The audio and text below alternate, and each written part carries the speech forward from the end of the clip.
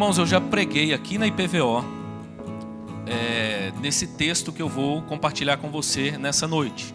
No entanto, eu me lembro que eu peguei uma parte maior, um bloco maior, e expus que a mensagem central, quando nós olhamos para a primeira epístola de Pedro, a partir do verso 13, capítulo 1, do verso 3 até o verso 12, nós temos como mensagem central aqui a salvação do peregrino. Pedro escreve para os peregrinos, os exilados, assim ele chama os cristãos, os forasteiros, os cristãos que, após conhecerem a Cristo, servirem a Cristo, se tornarem discípulos de Jesus, estavam enfrentando perseguições por causa da fé, estavam sofrendo.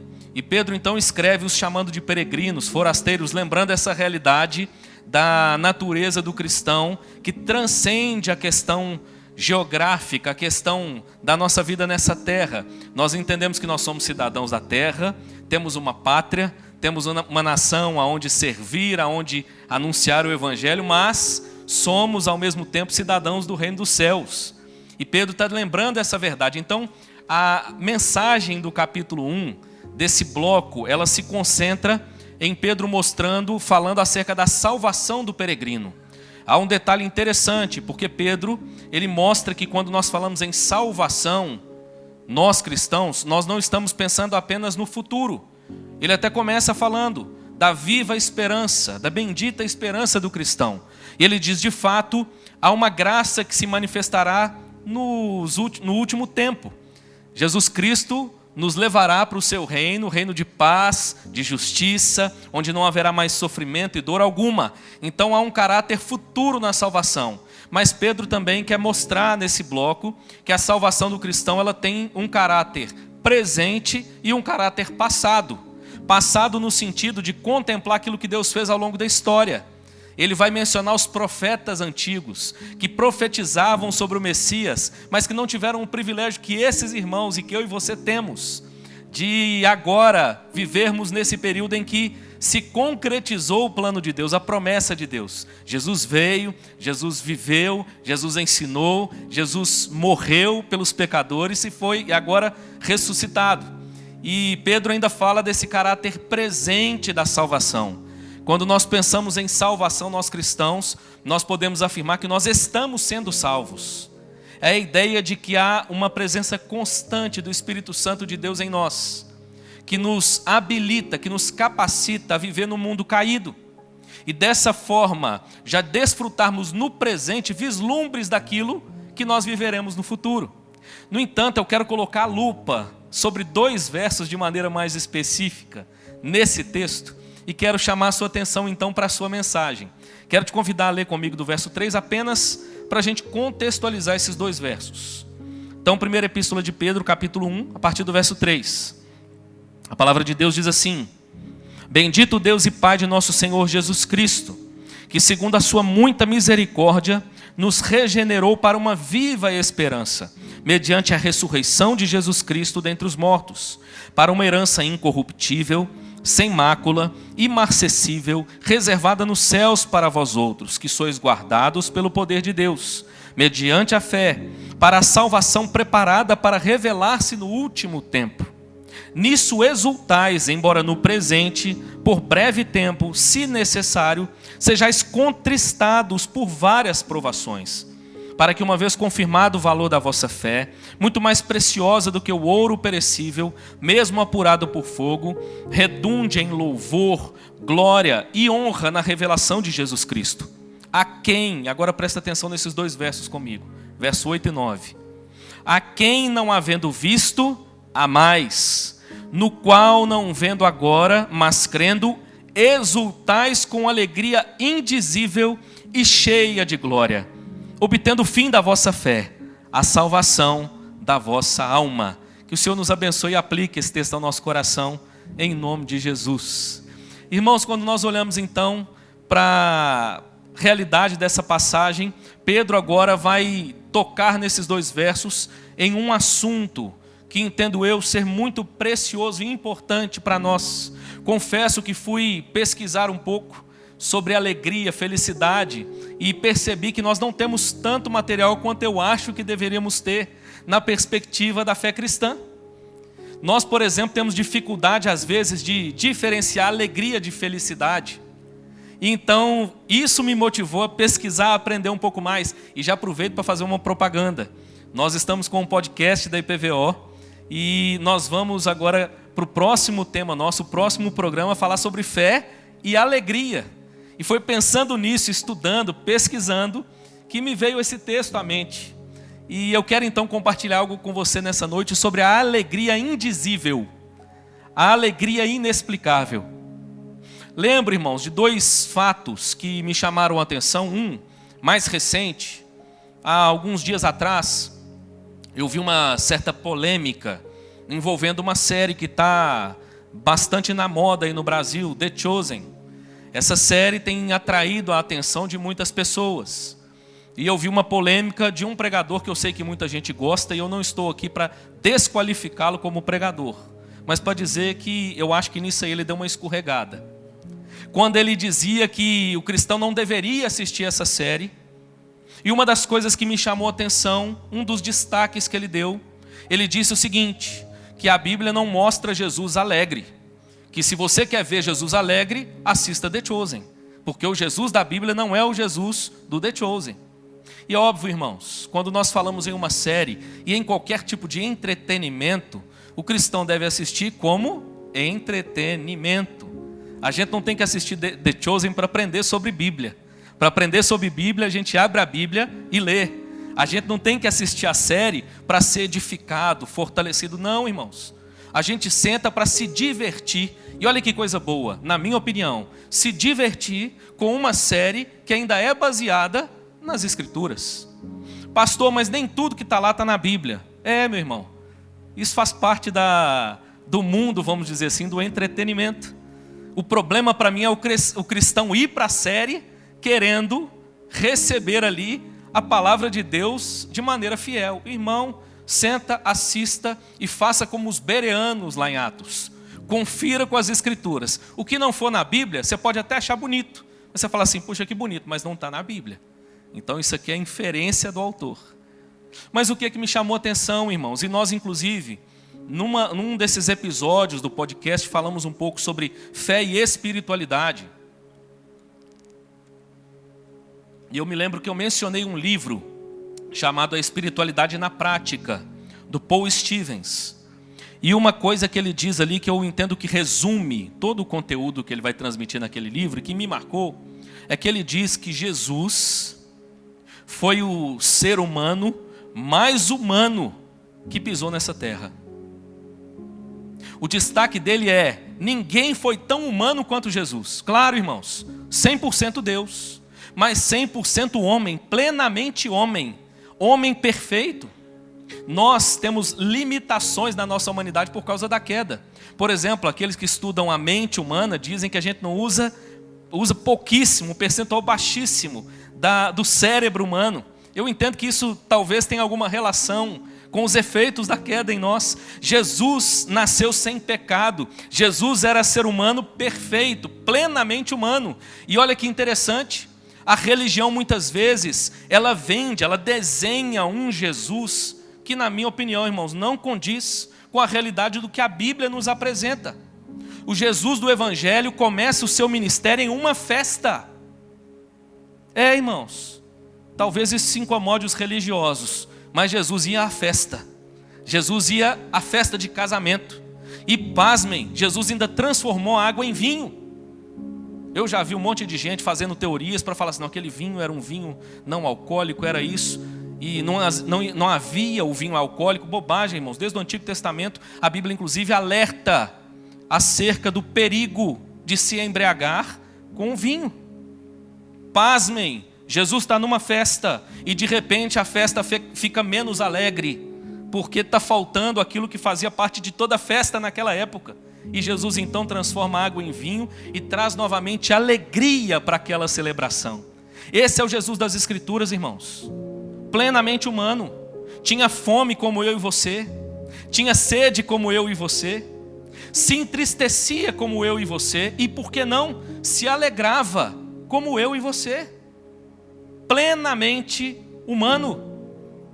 Irmãos, isso me acendeu um sinal de alerta sobre como talvez nós precisamos refletir um pouco mais acerca dessa alegria bíblica, tão preciosa, tão importante. Eu me lembrei de uma outra experiência, essa um pouco mais distante, cerca de 10 anos. Fui visitar um país da Europa, fui para um casamento da minha irmã. Me maravilhei com a cultura lá em Londres. A cultura do inglês é aquela coisa extremamente organizada. Por isso que a gente costuma falar que é pontual, a pontualidade britânica. 5 minutos antes do casamento, está todo mundo na porta do lugar onde vai ser a festa. 5 minutos antes de terminar, está todo mundo na fila do elevador para ir embora. Se assentam as mesas, de certa forma, como organização. Era a família da noiva com a família do noivo. E aí, de repente, não é aquela confusão que a gente vê no Brasil, quando vai sair um jantar, um almoço, que o povo enfia na fila, um fura a fila do outro, e enche o prato de comida, e parece que o mundo está acabando. Irmãos, uma coisa organizada. Vem lá a pessoa que está conduzindo a cerimônia, vem a uma mesa e diz: vocês podem se servir. Apenas aquela mesa se levanta. Não tem fila, irmãos. Vai só aquela mesa. Todo mundo se serve. À medida que aquele primeiro que se serviu se assenta, ele não come. Ele espera todos da mesa se assentarem. E juntos, então, fazem a refeição. Um negócio bonito, irmãos. Mas aconteceu um fato curioso. Nessa mesa, de repente, surgiu uma conversa. E eu não digo que eu falo inglês. Eu sobrevivo no inglês. E eu sobrevivendo ali, percebi que havia uma interação entre um tio do meu cunhado e a minha família. E esse tio, então, em inglês, perguntou para um dos membros da família: você faz o quê? E meu irmão respondeu: eu sou músico, toco na orquestra, formado em música e tudo mais. Ele: nossa, que profissão maravilhosa. Perguntou para a Ingrid: e você? O que você faz? A Ingrid falou: sou fonoaudióloga, também trabalho com música, dou aula de canto. Que coisa, só tem profissão bacana nessa mesa.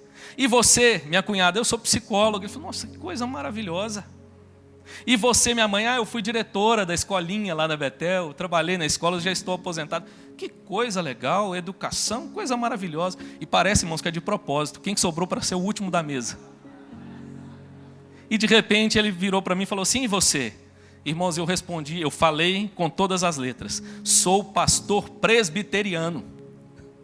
Eu sei que a nossa história vem daquela região. Eu percebi que o semblante dele mudou. E eu então perguntei para ele: eu vi que você está diferente, por que você ficou assim, meio incomodado? Irmãos, eu ouvi algo que me marcou, viu? Que eu carrego essa experiência comigo. Ele disse o seguinte: eu posso te confessar? Eu disse: pode, claro. Não, porque a igreja presbiteriana é da Escócia, nós estamos aí nesse contexto. E eu confesso que eu tenho a impressão de que os pastores presbiterianos não são felizes e não querem que ninguém mais seja. Tamanho rigor, irmãos, que às vezes a religião impõe sobre as pessoas. Me desculpe, meu irmão, nossa herança presbiteriana é maravilhosa. Não estou aqui para falar mal da nossa herança. Mas isso não quer dizer que nós não devamos refletir acerca do ensino bíblico, acerca de um tema tão precioso, a alegria cristã. E é sobre isso que eu quero compartilhar um pouco com você, então, nessa noite. Pedro está dizendo o seguinte no verso 6: nisso exultais, embora no presente, por breve tempo, se necessário, sejais entristecidos, contristados, por várias provações. Pedro está dizendo, irmãos, que o cristão, ele exulta, ele se alegra na salvação que ele recebeu em Cristo Jesus, ainda que isso não o prive, não o poupe de passar por experiências na vida que tragam tristeza. Nós temos aqui então essa palavra exultar, que tem um sentido na passagem, ela vai aparecer ainda no verso 8, de regozijar-se extremamente, estar cheio de alegria, ter alegria excessiva. Essa é a palavra grega que aí aparece.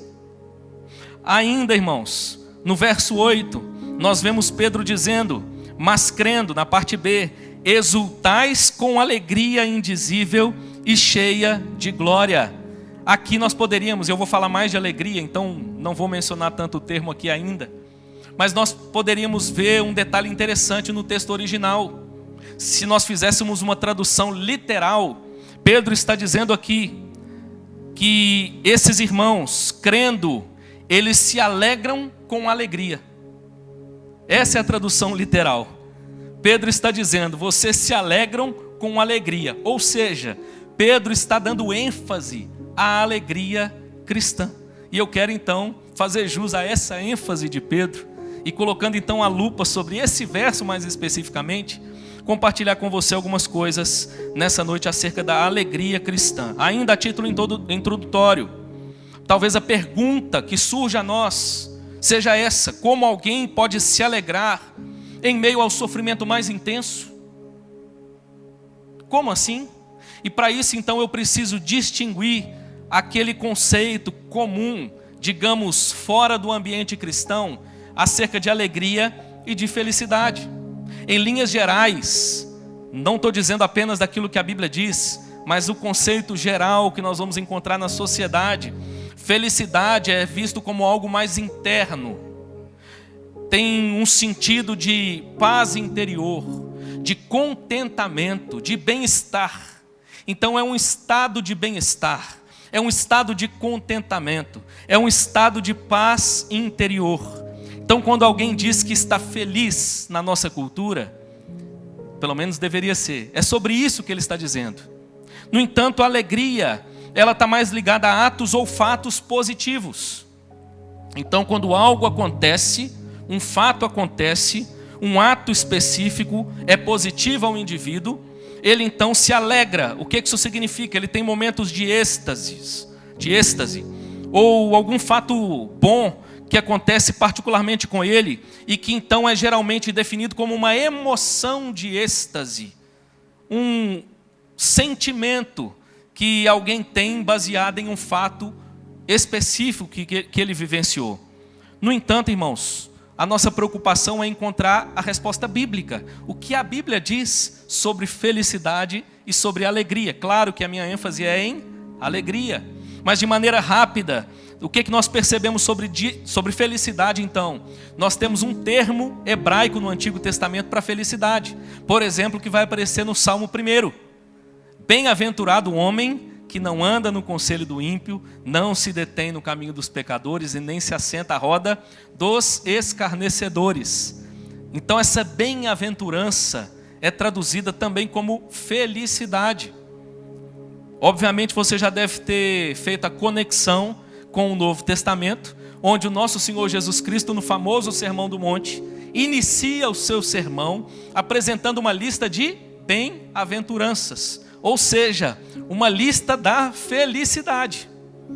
E ele então apresenta a nós, o termo agora que aparece no Novo Testamento para felicidade, era um termo aplicado às pessoas mais afortunadas, até mesmo aos ricos, como alguém que por conta de toda a circunstância de vida, agora experimenta esse estado de contentamento. No entanto, Jesus agora ele traz essas expressões, e o Antigo Testamento também, trazendo um sentido mais amplo e mais profundo. Eu resumiria dizendo que felicidade à luz das Escrituras tem a ver com ter o caráter de Deus, ou fazer a vontade de Deus. Na medida em que nós experimentamos do relacionamento com Deus, na medida em que nós nos parecemos com Deus, na medida em que nós obedecemos a Deus, na medida em que nós fazemos aquilo que agrada a Deus, nós desfrutamos da felicidade bíblica.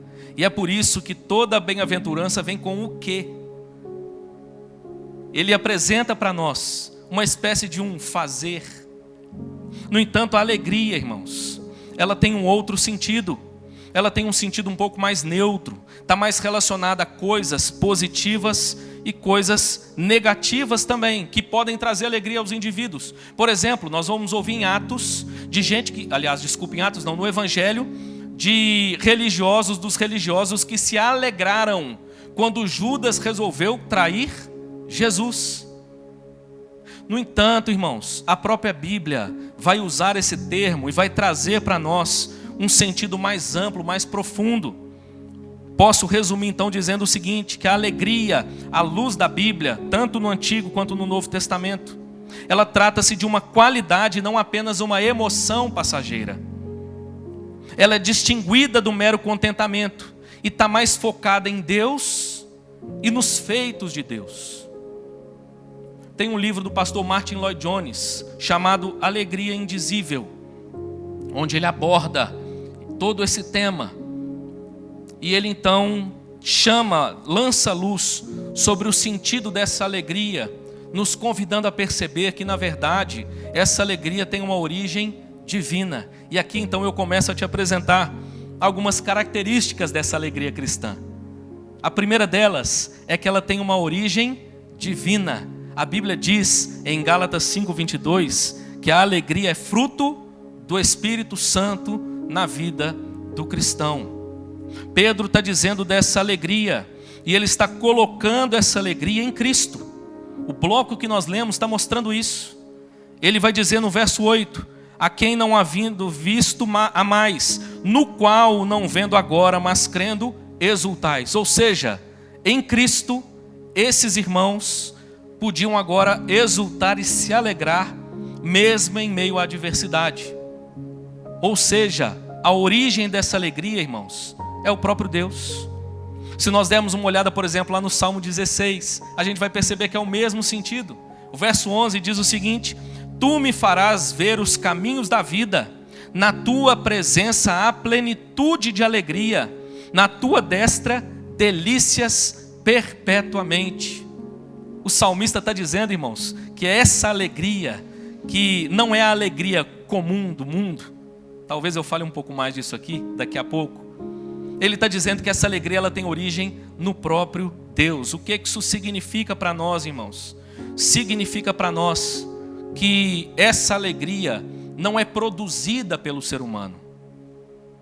Essa alegria que a Bíblia está apontando aqui, com um caráter mais elevado, ela não está relacionada a coisas que eu e você produzimos ou conquistamos.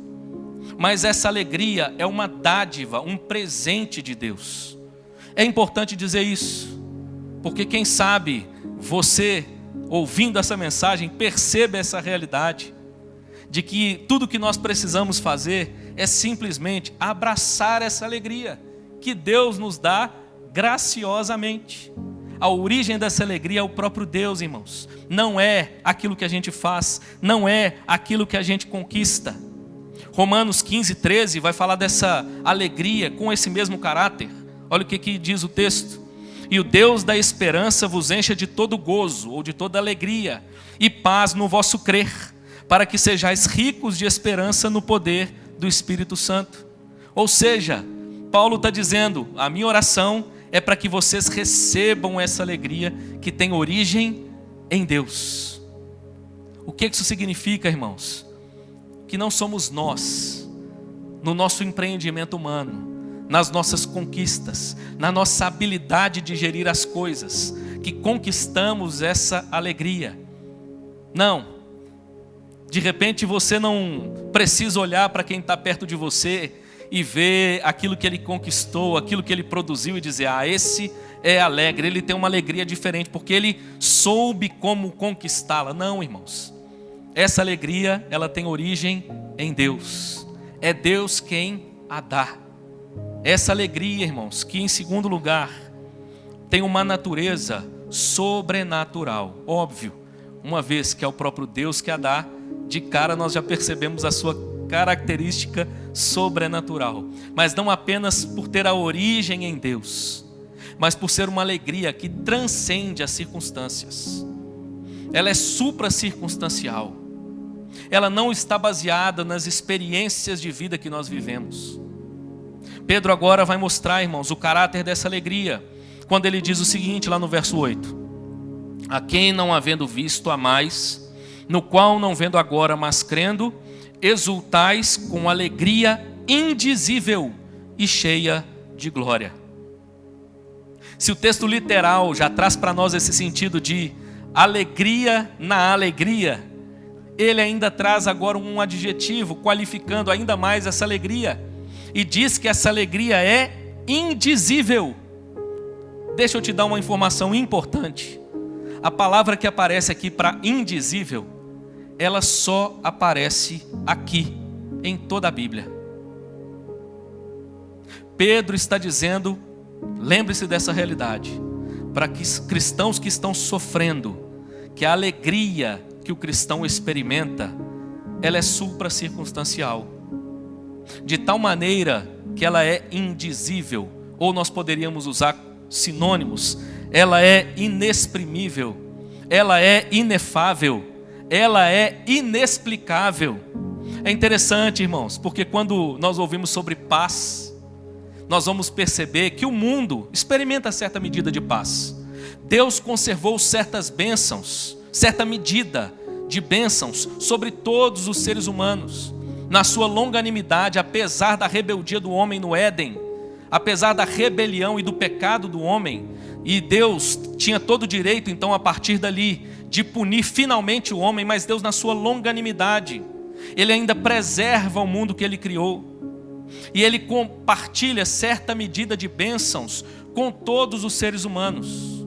Então, por exemplo, irmãos, há uma certa medida de graça que Deus compartilha com todos os seres humanos. Ou seja, o nosso mundo só não é pior porque nós não fomos entregues à nossa própria sorte. Ou seja, ainda que alguém não conheça a Deus, ele ainda pode produzir algo bom, algo que nós podemos inclusive desfrutar, porque aquilo que ele produz de bom é resultado dessa certa medida de graça que Deus compartilhou com ele. No entanto, a Bíblia nos fala de uma graça especial.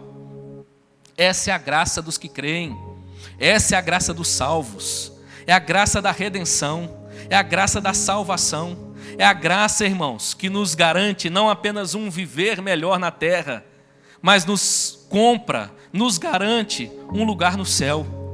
Da mesma forma, quando nós falamos de paz, nós entendemos que o ser humano experimenta certa medida de paz. Quando nós falamos para qualquer pessoa aí fora sobre paz, ele vai dizer: olha, eu sei o que é paz.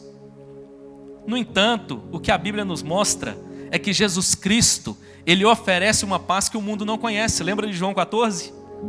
Não se turbe o vosso coração, não fiquem perturbados, porque no mundo de fato vocês terão aflições.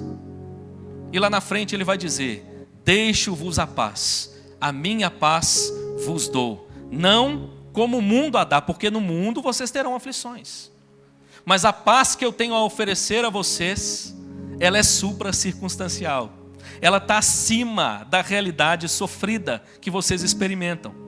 E nós então ouvimos o autor bíblico dizer lá na frente acerca de uma paz que excede todo entendimento, ou seja, uma paz que é difícil explicar. Só quem experimenta essa paz sabe do que nós estamos falando.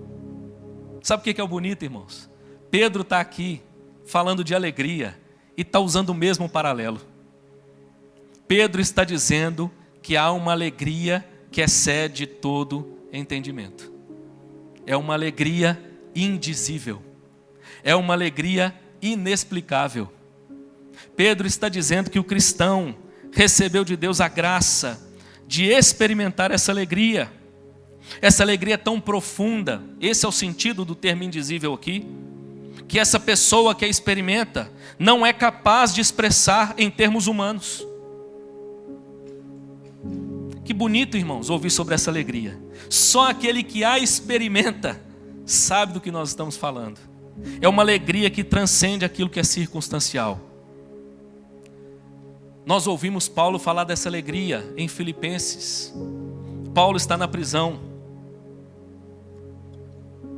Paulo está sofrendo. Paulo está passando um momento difícil, irmãos. Mas Paulo está preocupado com a igreja.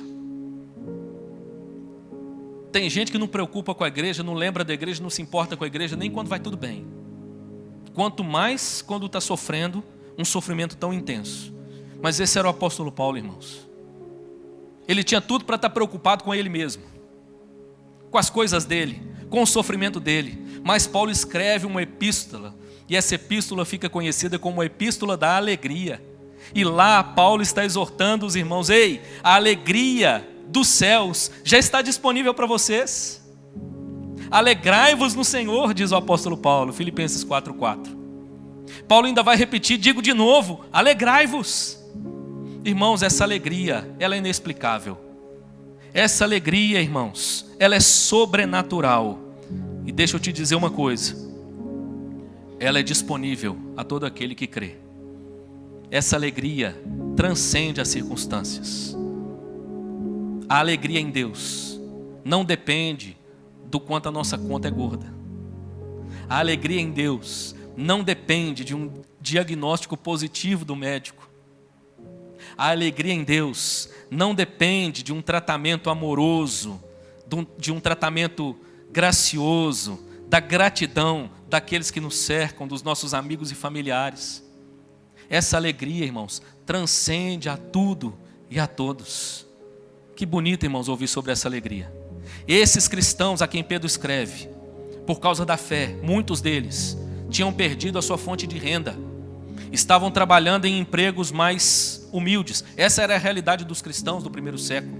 À medida que eles confessavam a Jesus, muitos deles perderam cargos, perderam empregos, perderam uma condição social mais abastada. E Pedro está dizendo, olha, vocês, apesar disso tudo, receberam de Deus a graça de poderem se alegrar nele, mesmo em meio ao sofrimento.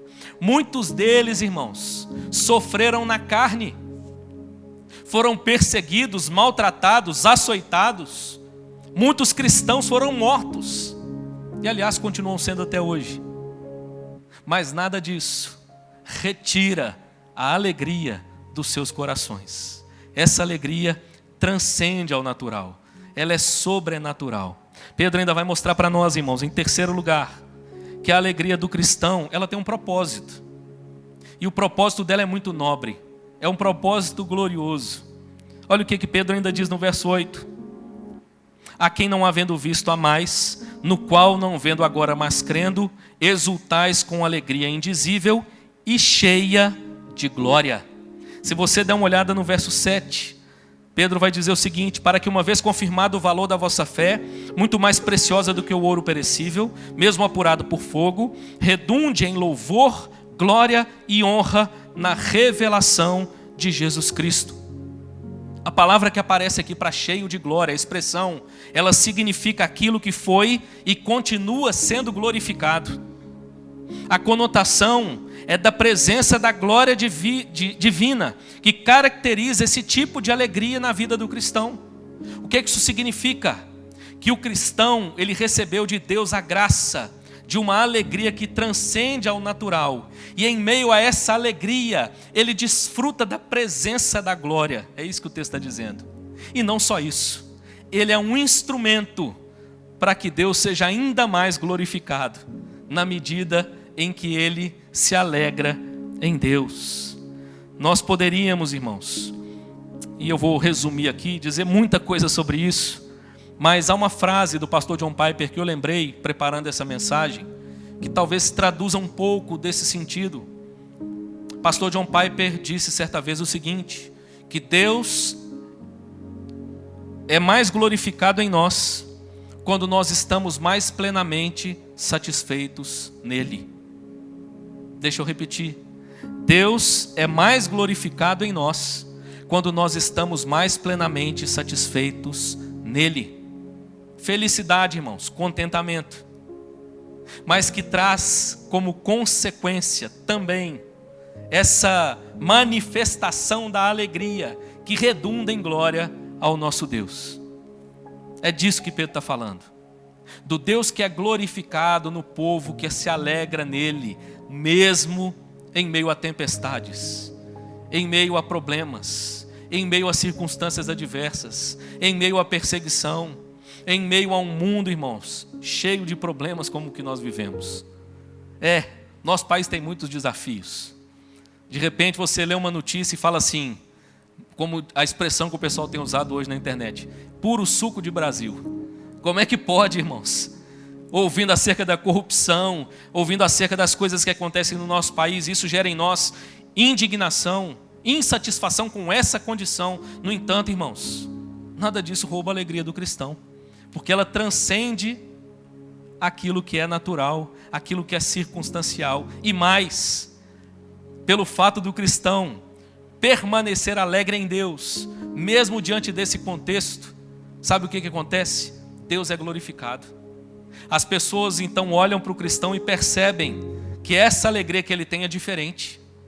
Essa alegria agora então aponta, focaliza o próprio Deus.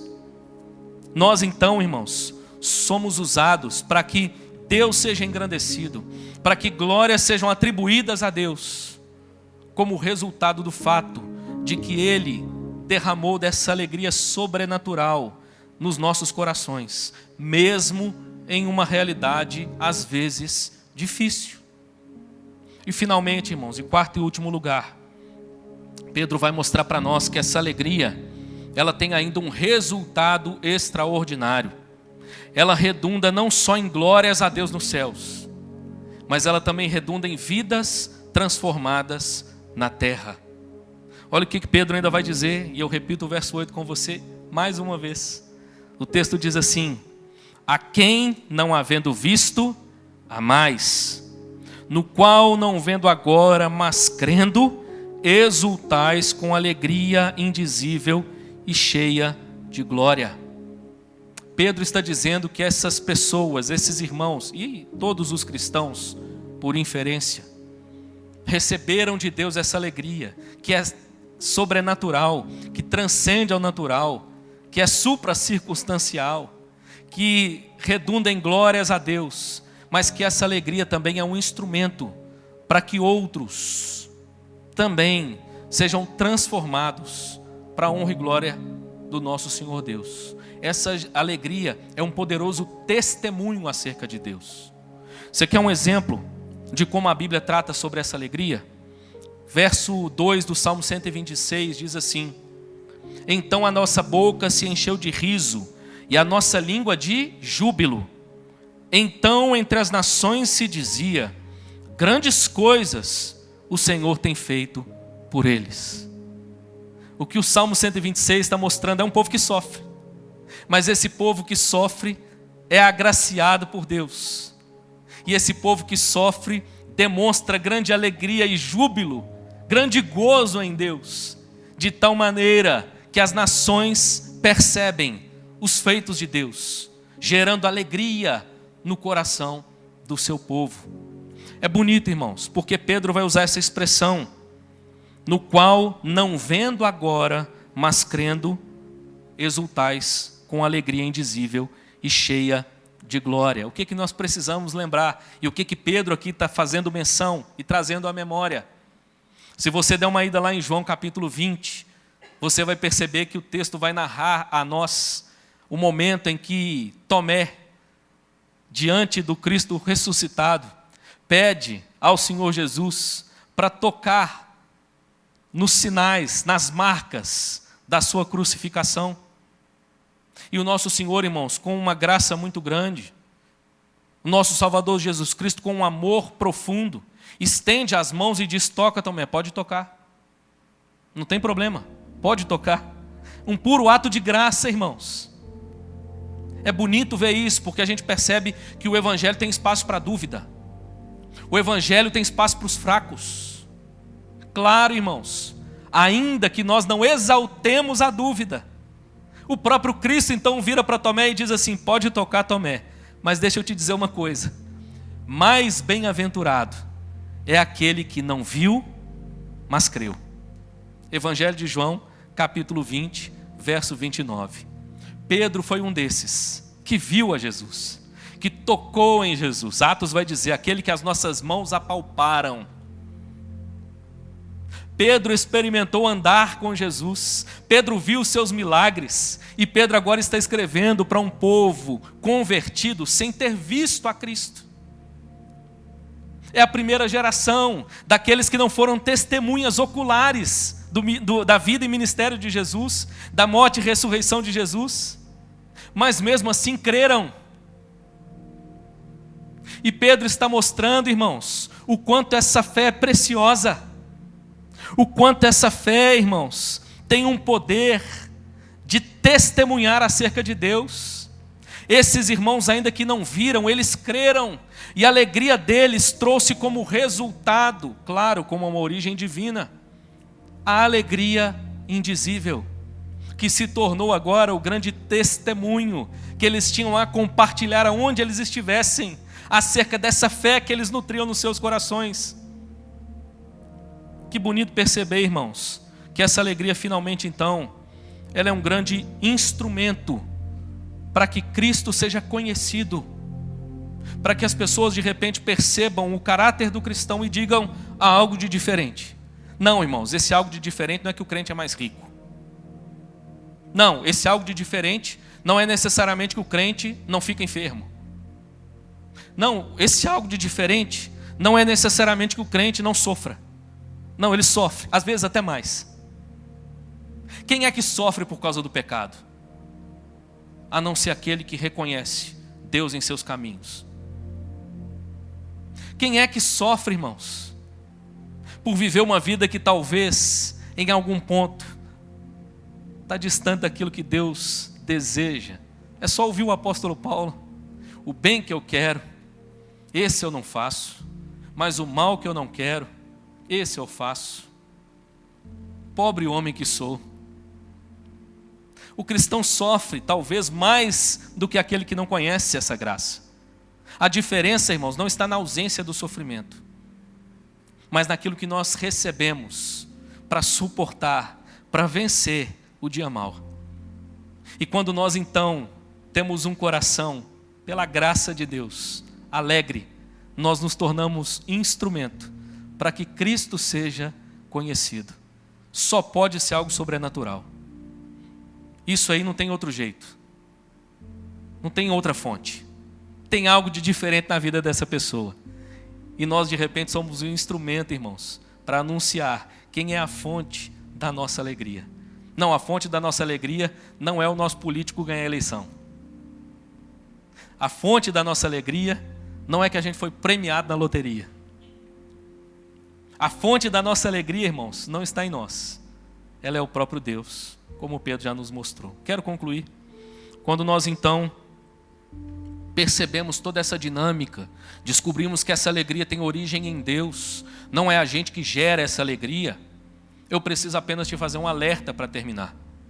Pastor, essa alegria é o cristão que desenvolve? Não. Ele recebe de graça. A origem é Deus. Mas qual o alerta que o Senhor precisa fazer? O alerta que Davi nos apresenta no Salmo 51. Como bons presbiterianos, nós entendemos que salvação é graça de Deus. Nada pode nos separar do amor de Cristo. E nada, irmãos, é nada mesmo. Nós entendemos, irmãos, que o escrito de dívida, como pregou o pastor aqui na quinta-feira, já está gravado, foi cravado na cruz, foi rasgado por Jesus Cristo. Já não há condenação para aqueles que estão em Cristo. Isso não significa, por outro lado, que o nosso pecado não traga dano para nós. É interessante, irmãos, porque Davi vai mostrar para nós que o pecado, ele infelizmente, talvez seja uma das únicas coisas que tem o poder de ofuscar essa alegria. Diante do seu pecado, Davi não diz assim: Deus, me perdoa e me dá a salvação de novo porque eu perdi. Não, Davi não diz isso. Mas sabe o que Davi diz no Salmo 51, verso 12?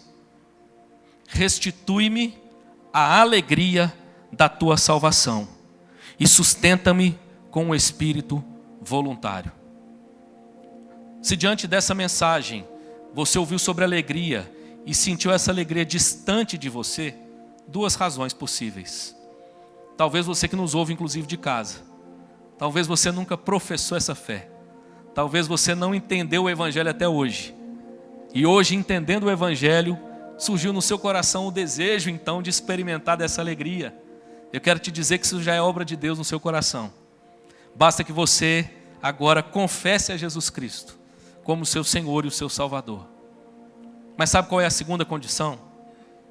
Talvez essa alegria esteja distante da realidade de vida, da realidade do seu coração, por causa do pecado. Irmãos, o crente ele não perde a salvação, mas ele pode perder a alegria dela. De repente já não há mais beleza e brilho como havia no início da jornada. Isso não é culpa de Deus. O problema disso é o nosso pecado. Pastor, o que fazer então? A Bíblia é muito clara, irmãos. A Bíblia diz que aquele que confessa e deixa, alcança misericórdia diante de Deus. É noite de nós também reconhecermos essa graça maravilhosa em Cristo Jesus. Quem sabe, pedindo ao Senhor: Senhor, restitui-me a alegria da tua salvação. Amém, meu irmão?